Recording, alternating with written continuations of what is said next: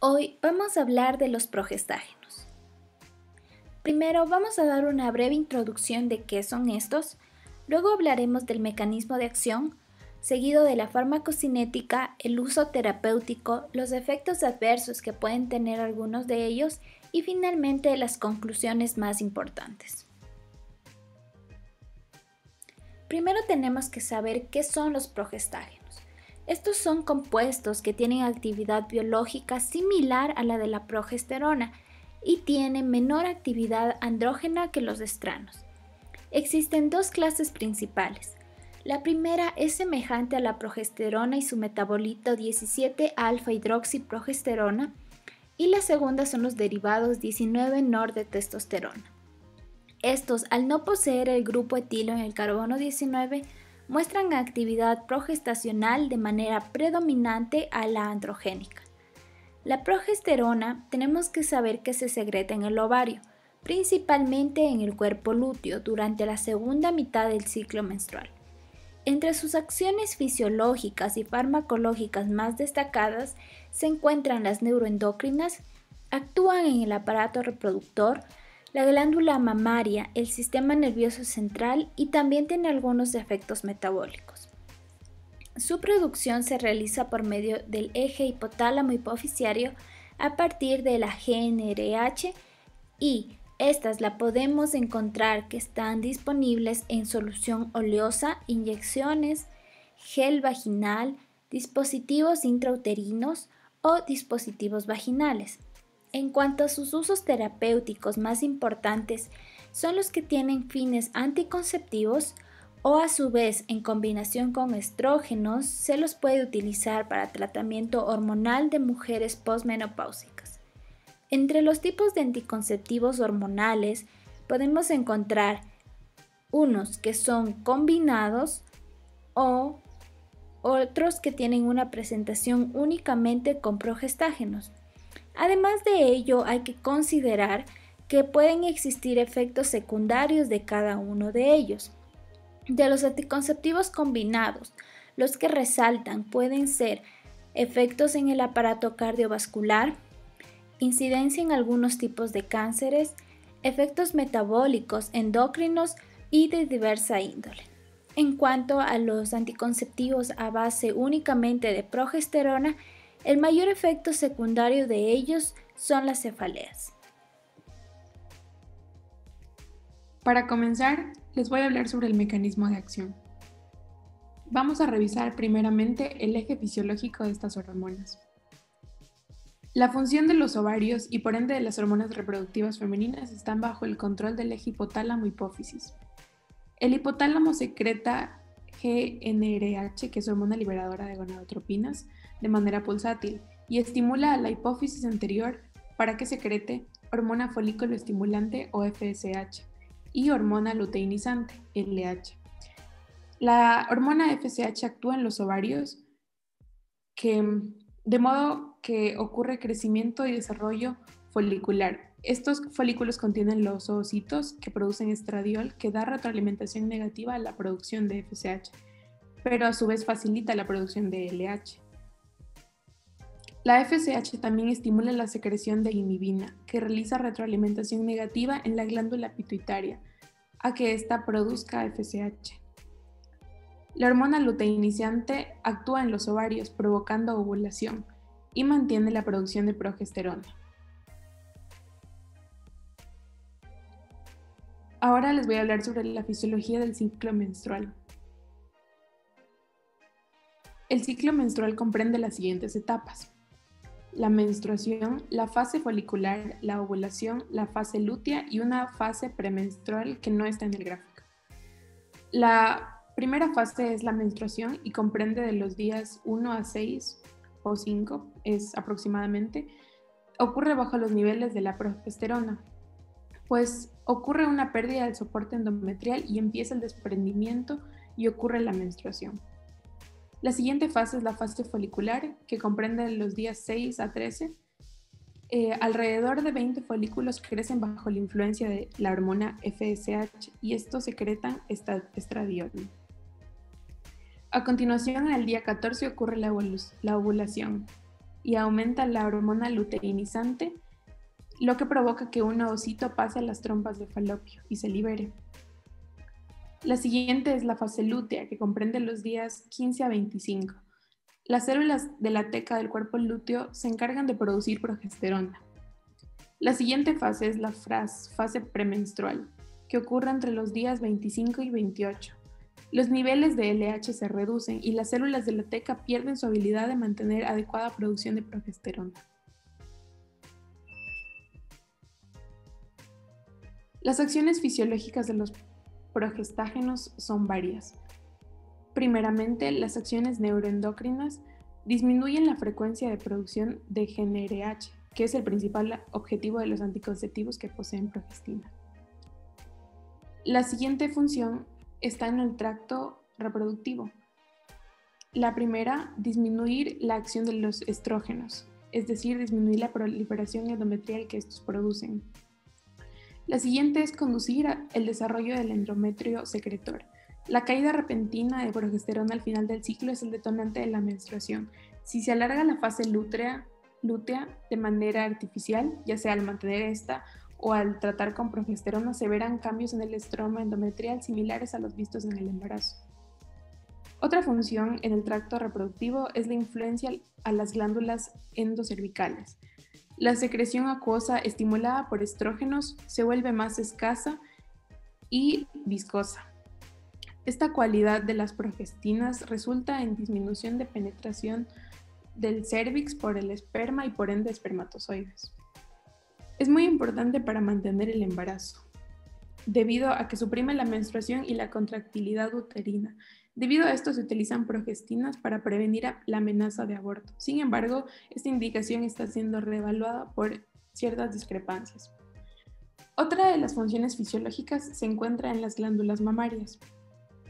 El desarrollo de las glándulas requiere de estrógenos y progesterona. En el embarazo y en la fase lútea, pero en menor grado, existe proliferación de los acinos de la glándula. Al final del embarazo, los acinos se llenan de secreciones y la vasculatura aumenta. Sin embargo, solo cuando los niveles de estas hormonas bajan, la lactancia inicia. Durante el ciclo menstrual, debido a que durante el pico de progesterona de la fase lútea ocurre una sola ronda de actividad mitótica en el epitelio glandular, pero esta es transitoria. Sus efectos en el sistema nervioso central. Durante un ciclo menstrual normal aumenta la temperatura normal corporal debido a la progesterona. Sin embargo, se desconocen sus mecanismos. Se da un aumento de la respuesta hacia el CO2 de los centros respiratorios y provoca una disminución de la presión parcial de dióxido de carbono alveolar y arterial en la fase lútea del ciclo y también en el embarazo. Asimismo, se ha visto que al ser administrada provoca somnolencia, por lo que tiene acciones depresoras que podrían ayudar a pacientes a dormir mejor. Entre sus efectos metabólicos, la progesterona por sí sola aumenta los niveles de insulina basal y al ingerir carbohidratos, pero no altera la tolerancia a la glucosa normal. Sin embargo, administrar progesterona por temporadas largas puede provocar la disminución a la tolerancia hacia la glucosa. Asimismo, estimula la actividad de las lipasas de lipoproteínas y realza la deposición de grasa, y disminuye los efectos de aldosterona en el túbulo renal, por lo que provoca disminución en la reabsorción de sodio y aumenta secreción mineralocorticoide en la corteza suprarrenal. Ya. Bueno, ahora les voy a hablar un poco del mecanismo de acción que comprende el receptor de progesterona. Primero, hay un solo gen que codifica ambas isoformas. Entonces tenemos la PRA y la PRB. La PRA no tiene los primeros 164 aminoácidos N-terminales de PRB. PRA y PRB tienen AF1 y AF2, que son dominios de transactivación. La PRB es más larga y tiene AF3, que este se encarga de la actividad celular y promotor específica. PRB media las actividades estimulantes de progesterona, en cambio PRA inhibe la acción de PRB y de otros receptores de esteroideos. Los dominios de unión al ligando de los dos receptores son idénticos. Les quiero hablar un poco sobre el ulipristal y la mifepristona y onipristona, que ya se van a citar posteriormente. Primero, la mifepristona y la onipristona son antagonistas competitivos para ambos PRs, y el ulipristal, por otra parte, es un agonista parcial de PR. Es decir, que la mifepristona y la unipristona van a reclutar los correpresores que vamos a hablar posteriormente, y además son antagonistas de los glucocorticoides y andrógenos. Como les decía, el ulipristal es agonista parcial de PR y también un antagonista débil de los glucocorticoides. Entonces, ¿cómo se activa este receptor de PR? En la forma inactiva, o sea, en la ausencia de un ligando, PR está en una forma primaria en el núcleo. Además, está en estado monomérico inactivo y está unido a la HSP90 y a la HSP70 y el P59, como pueden ver en el gráfico. Por otra parte, cuando ya se une a la progesterona, este se activa, y cuando se activa, los HSP se disocian, como pueden ver, el rosado y el verde se van y los receptores se fosforilan y así se forman los dímeros. Entonces los dímeros se van a unir al PRE, que son en los genes blancos. También se puede ver que hay coactivadores, que es el SRC1, el NCOA1 y el NCOA2. Estos son reclutados para la activación transcripcional por el receptor de prostáginos. También tenemos un complejo receptor coactivador que tiene más o menos una actividad de histona acetilasa, que forma la remodelación de la cromatina, aumenta el acceso a las proteínas transcripcionales generales, como es la ARN polimerasa 2. Por otra parte, tenemos el correpresor, también que es un SMRT, y básicamente este se une más a PRA que a PRB. Ya. En cuanto a los datos extras independientes de la transcripción, tenemos el aumento de la movilización de calcio en los espermatozoides, que normalmente suele ser independiente, ya que ocurre en 3 minutos aproximadamente. También la progesterona promueve la reanudación meiótica, misma que corresponde a la maduración de los ovocitos. En cuanto a un experimento que se realizó con ratas, se dio una hembra que estaba con el PRA bloqueado genéticamente, entonces se vio que ella era infértil. También hubo una alteración de la ovulación y la desidualización e implantación defectuosa, y además se perdió el efecto antiproliferativo de la progesterona en el endometrio. Algunos estudios de bloqueo genético además aseveran que PRB es responsable de la mediación de los efectos hormonales en la glándula mamaria. Ahora vamos a hablar acerca de la farmacocinética pertinente a progestágenos. Se va a denominar progestina, agente progestacional, progestágeno, gestágeno o gestógeno a cualquier compuesto con actividad biológica similar a la progesterona. Por tanto, las progestinas incluyen a la hormona progesterona, derivados de 17-alfa-acetoxiprogesterona en la serie pregnano, derivados de 19-nortestosterona en la serie estrano y norgestrel y compuestos de la serie gonano. El ácido micofenólico o MPA y el acetato de megestrol son esteroides de actividad muy similar a la de la progesterona. El MPA se usa ampliamente con estrógenos en la terapia hormonal de la menopausia y otras situaciones que requieran un efecto progestacional selectivo. Y el depósito de MPA se usa como un anticonceptivo inyectable de acción prolongada. Los derivados del 19-NOR, si bien se usan como progestinas en anticonceptivos orales, también exhiben actividad androgénica. Esta actividad en los gonanos va a estar disminuida en relación con los estranos.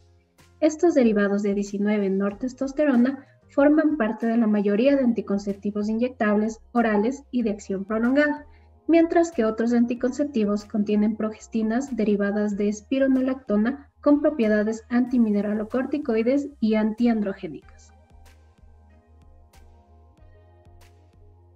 Estructuralmente, el PR favorece un anillo A-delta 4,3-ONA en una conformación invertida de 1-beta-2-alfa, por lo que algunas progestinas sintéticas muestran una unión limitada a los receptores de glucocorticoides, andrógenos y mineralocorticoides, propiedades que explican sus actividades no progestacionales.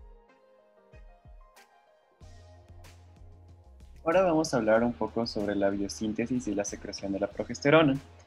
La progesterona es secretada por el ovario, principalmente por el cuerpo lúteo, durante la segunda mitad del ciclo menstrual. La LH, que actúa a través de su receptor acoplado proteína G, estimula la secreción de progesterona durante el ciclo normal.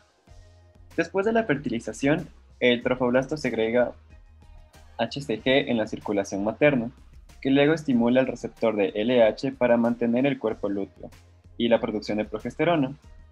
Durante el segundo o tercer mes de embarazo, la placenta en desarrollo comienza a secretar estrógeno y progesterona, en colaboración con las glándulas suprarrenales fetales, y a partir de entonces el cuerpo lúteo no es esencial para la gestación continua. El estrógeno y la progesterona continúan siendo secretados en grandes cantidades por la placenta hasta el momento del parto.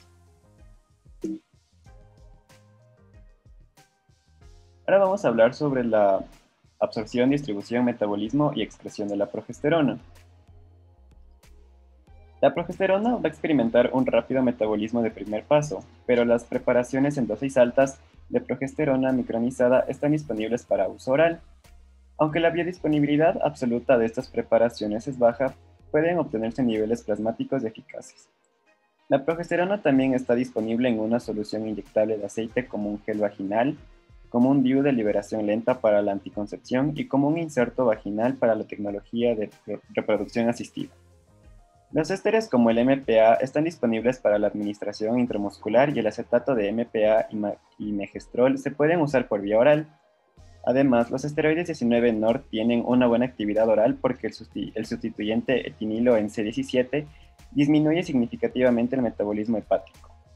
Los implantes y las preparaciones de depósito de progesteronas sintéticas están disponibles en muchos países para su liberación durante lapsos muy largos.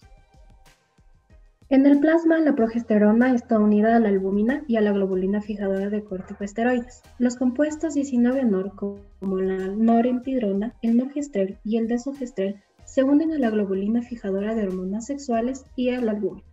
Y los ésteres, como el MPA, se unen principalmente a la albúmina. Aquí cabe resaltar que las proteínas involucradas son específicas para cada compuesto. La semivida de eliminación de la progesterona es de aproximadamente 5 minutos, metabolizándose principalmente en el hígado en metabolitos como hidroxilados y conjugados de sulfato y glucuronio, que se eliminan a través de la orina. En especial, el metabolito pregnano 3-alfa-20-alfa-diol es relevante, ya que puede ser medido en orina y plasma usándose como un indicador de secreción de progesterona endógena. Generalmente, las progestinas sintéticas tienen vidas medias mucho más largas. Aquí podemos ver las de la norepinefrina, norgestrel, gestodeno y MPA.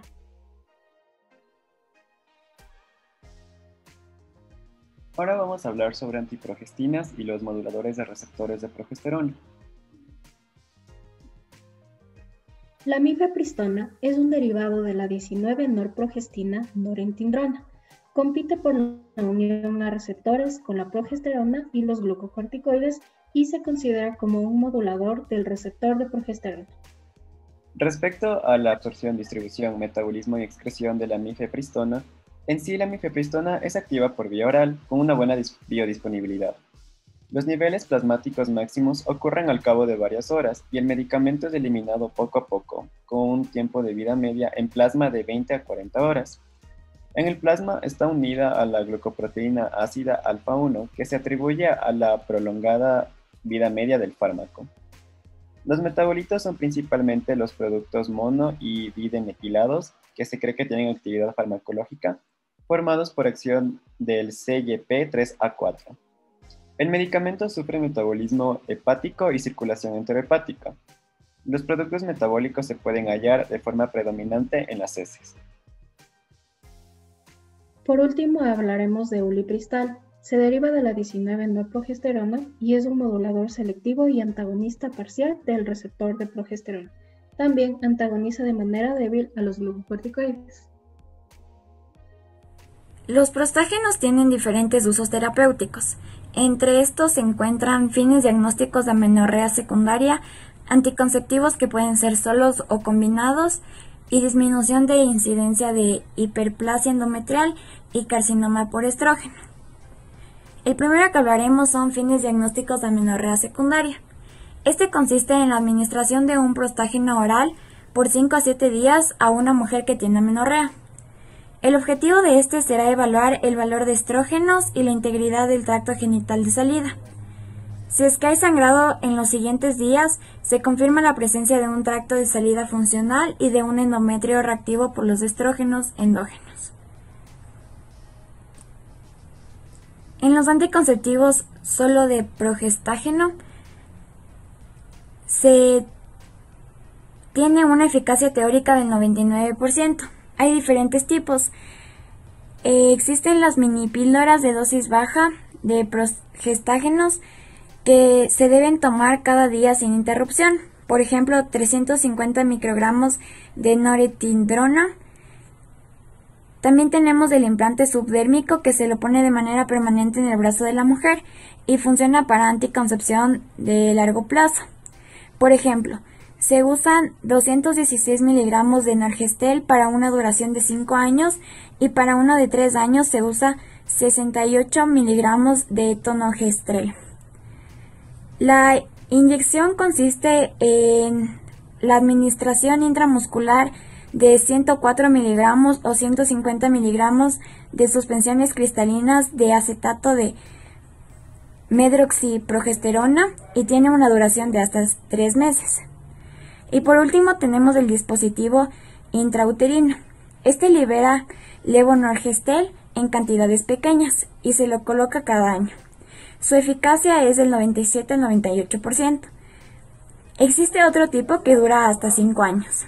Y además, este dispositivo intrauterino se usa para disminuir la hiperplasia endometrial por estrógenos.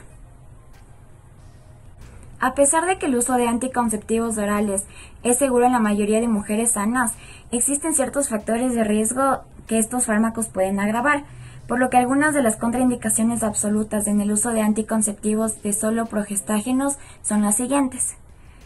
La expulsión anormal de sangre vaginal en un cuadro no diagnosticado, hepatopatías benignas o cancerosas, cáncer mamario diagnosticado o que se sospecha. Además, el acetato de medroxiprogesterona de liberación lenta y los insertos de levonorgestrel están contraindicados en pacientes con antecedentes o predisposición de tromboflebitis o trastornos tromboembólicos. Los anticonceptivos orales por combinación contienen un estrógeno y un progestágeno.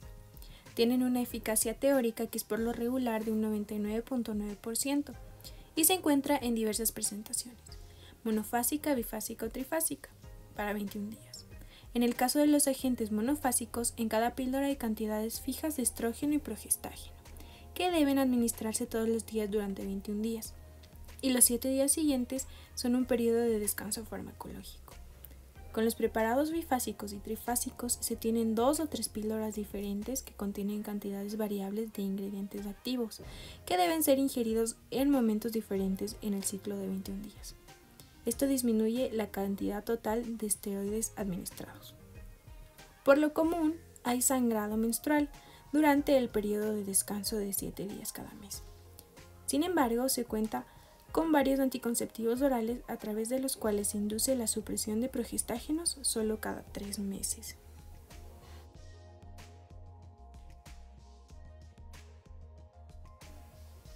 El contenido de estrógenos de las preparaciones actuales varía de 20 a 50 microgramos. La mayor parte de los preparados contienen 30 a 35 microgramos. Las preparaciones que contienen 35 o menos de estrógenos, por lo general, se denominan como píldoras de dosis bajas o modernas. La dosis de progestágenos es más variable por las diferencias en la potencia de los compuestos utilizados. Las contraindicaciones para el uso de estos anticonceptivos combinados son las siguientes: presencia o antecedente de enfermedad tromboembólica, enfermedad cerebrovascular, infarto de miocardio, arteriopatía coronaria o hiperlipidemia congénita, carcinoma de mama identificado, sospechado o de aparato reproductor, expulsión anormal no diagnosticada de sangre por vagina, embarazo identificado, sospechado y tumores pasados o presentes del hígado o trastornos de la función de este. Y además existen otras patologías que son contraindicaciones relativas y para estas se deberá revisar a cada paciente de forma individual. Los progestágenos son muy eficaces para disminuir la incidencia de hiperplasia endometrial y el carcinoma causado por los estrógenos en oposición. Cuando se utilizan en este contexto parece existir menos hemorragia uterina irregular si es que hay una administración secuencial. La aplicación intrauterina local a través de dispositivos intrauterinos como un DIU que liberan levonorgestrel pueden utilizarse para disminuir la hiperplasia endometrial inducida por estrógenos. Y también se pueden reducir los efectos indeseables de los prostágenos administrados por vía sistémica, tales como un perfil desfavorable de lípidos o la incidencia de cáncer mamario.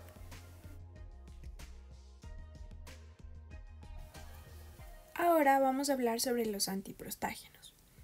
Los antiprostágenos tienen dos funciones principales. Una de ellas es que sirve para terminar el embarazo y otra es que sirve como anticonceptivo de emergencia.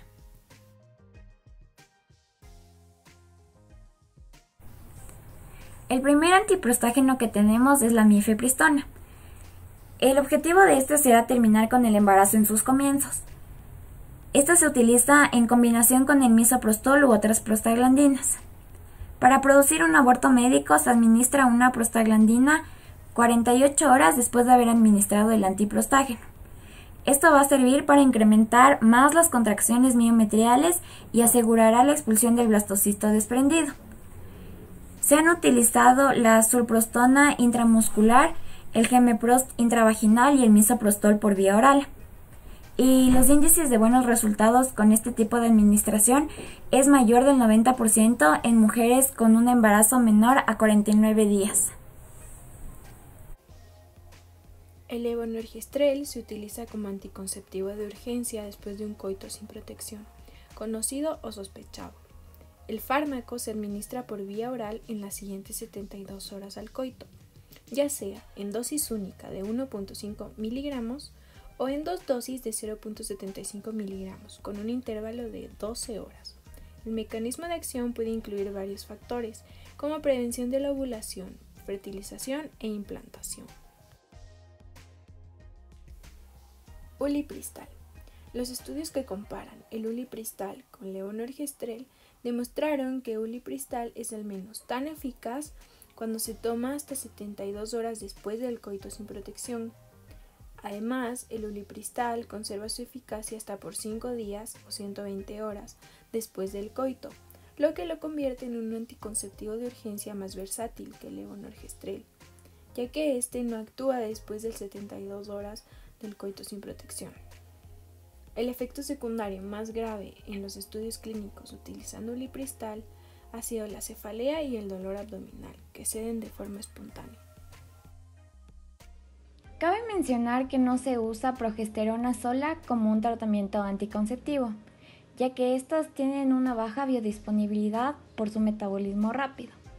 En lugar de estos se usan progestágenos sintéticos, ya que estos son más estables al metabolismo de primer paso, permitiendo así menores dosis cuando se administran vía oral. Entre estos tenemos desogestrel, fienogest, drospirenona, levonorgestrel, norethindrona, acetato de norethindrona, norgestimato y norgestrel. En cuanto a la prevención del parto prematuro, el tratamiento con progesterona. Las concentraciones de progesterona en algunas especies disminuyen bastante en relación con el parto, en tanto que la administración de progesterona inhibe la secreción de citocinas proinflamatorias y retrasa la maduración del cuello uterino. Por consiguiente, por mucho tiempo se ha recomendado la progesterona y sus derivados para disminuir el inicio del parto prematuro en mujeres con más riesgo debido a un parto prematuro previo. Pese a considerables controversias, estudios aleatorios recientes han reavivado el interés en este método. Un fármaco que se utiliza en este contexto es la 17-alfa-hidroxiprogesterona en una dosis de 250 miligramos administrada cada semana mediante inyección intramuscular. La administración vaginal de progesterona, que sería 200 miligramos cada noche, también se utilizó en un estudio clínico con eficacia aparente. En un estudio clínico se señaló que la administración de progesterona en este contexto se asociaba a una mayor frecuencia de diabetes gestacional y aún no se ha establecido la utilidad de la profilaxis con progesterona durante el embarazo. Efectos adversos de los anticonceptivos orales. Existen dos tipos principales. Los combinados, que consisten en una composición a base de estrógenos y progesterona, o los anticonceptivos a base únicamente de progestágenos. Los efectos adversos de los anticonceptivos combinados se presentan principalmente como problemas cardíacos, mayor incidencia de algunos tipos de cánceres por presencia de factores de riesgo, efectos metabólicos, endocrinos y de diversos tipos. Los efectos secundarios en el aparato cardiovascular hay que tener en cuenta que no es el mismo en todas las personas, pues el riesgo incrementa con la presencia de factores de riesgo como el consumo de tabaco o mujeres que tienen factores que las predisponen a la trombosis o tromboembolia.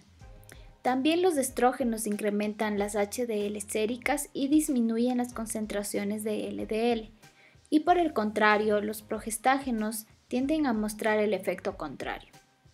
Un punto muy importante que hay que recalcar aquí es que el riesgo del aparato cardiovascular propio de usos de anticonceptivos orales al parecer no persiste una vez que se interrumpe su consumo.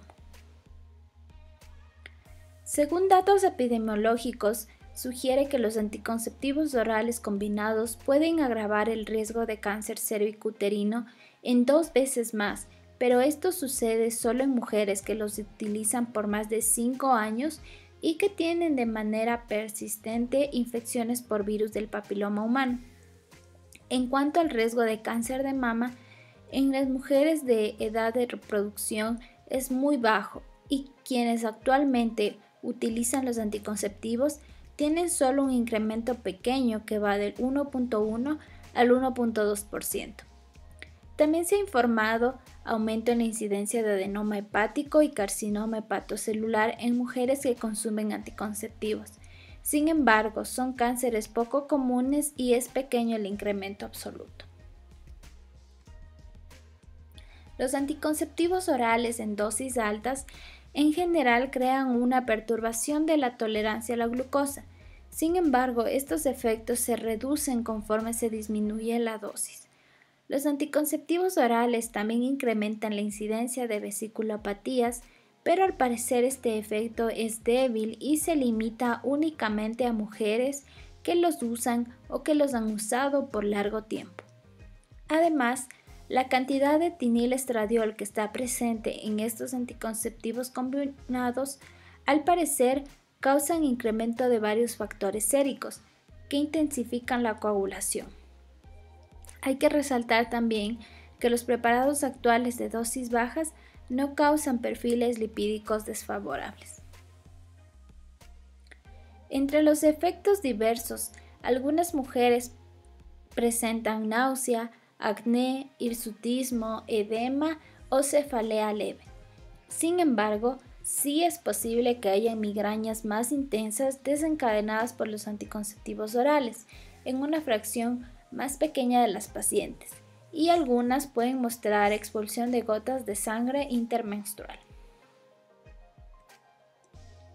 En cuanto a los anticonceptivos a base únicamente de progestágenos, los efectos secundarios más frecuentes son los episodios de expulsión irregular e impredecible de gotas de sangre y la expulsión intermenstrual.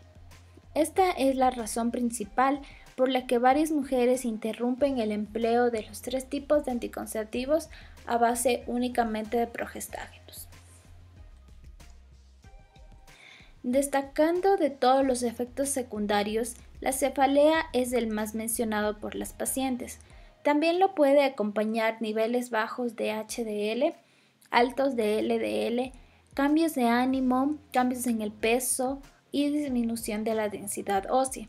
También hay que resaltar que no hay incremento de trastorno tromboembolítico, tensión arterial, náuseas o dolor en los senos. Ahora les vamos a dar algunos datos curiosos sobre los progestágenos. Los progestágenos pueden actuar sobre algún síntoma concreto del complejo sintomático del climaterio o ayudar al mantenimiento de la masa ósea, pero se administran fundamentalmente con la intención de contrarrestar el efecto proliferativo de los estrógenos sobre el endometrio, y así evitar la posible aparición de un adenocarcinoma de endometrio a largo plazo. Otro dato curioso es que el uso prolongado de progestágenos después de los 40 años puede estar asociado con un mayor riesgo de cáncer de mama y el sujeto debe ser investigado más a fondo. Un dato interesante es que las progestinas en dosis altas afectan la función sexual de las mujeres tratadas por endometriosis, aunque mejoró la dispareunia, la cual se refiere al dolor producido al intentar realizar el coito u otras actividades sexuales con penetración. Los senos duelen antes de que llegue el periodo debido a que los niveles hormonales cambian, y esto hace que el estrógeno agrande los conductos mamarios. También, los métodos hormonales han progresado más en el desarrollo clínico y las formulaciones de andrógenos más progestina son prometedoras como anticonceptivos masculinos reversibles y comercializables durante la próxima década. Antes de que llegue el mes, por esta misma razón de que hay un cambio hormonal, la progesterona va a hinchar las glándulas mamarias. En un estudio reciente se encontró un riesgo elevado de síndrome de pseudotumor cerebral en personas que usan anillo vaginal de etonogestrel y suspensión de medroxiprogesterona en comparación con levonorgestrel oral. El pseudotumor cerebral ocurre cuando la presión intracraneal aumenta sin ninguna razón obvia. Este aumento de la presión intracraneal puede causar hinchazón del nervio óptico, lo cual puede conducir a la pérdida de la visión. Hablando de terapia hormonal, si no te han extraído el útero, el médico por lo general te va a recetar estrógeno junto con progesterona o progestina, que son medicamentos de tipo progesterona. Y esto se debe a que el estrógeno por sí solo, cuando no se equilibra con la progesterona, puede estimular el crecimiento del tejido que reviste el útero, lo que aumenta el riesgo de cáncer uterino. Si te han extraído el útero, es decir, si has tenido una histerectomía, no necesitas tomar progestina. Dentro de nuestras conclusiones tenemos que el mecanismo de acción de los progestágenos se basa en la vía fisiológica ligada a NRH, LH y FSH, teniendo como receptor APR. Tiene como blanco el sistema nervioso central, el metabolismo, glándulas mamarias, sistema cardiovascular y aparato reproductor. La progesterona experimenta un metabolismo rápido de primer paso y su vida media es de 5 minutos. Se metaboliza principalmente en el hígado a metabolitos hidroxilados y sus conjugados de sulfato y glucurónido, que son eliminados en la orina. Las progestinas sintéticas tienen una vida media más larga y se cree que su metabolismo es principalmente hepático. Se eliminan mediante la orina como conjugados y diversos metabolitos polares. Se usan terapéuticamente como anticonceptivos que pueden ser solos o combinados, con fines diagnósticos y disminución de incidencia de hiperplasia, entre otros. Los antiprogestágenos se usan para terminar el embarazo y como anticonceptivos de emergencia. Los efectos secundarios de los anticonceptivos orales combinados son problemas cardiovasculares, mayor incidencia de ciertos cánceres, efectos metabólicos, endocrinos o diversos. El mayor efecto secundario de los anticonceptivos orales de solo progestágenos es la cefalea. Y para finalizar tenemos nuestras referencias. Gracias.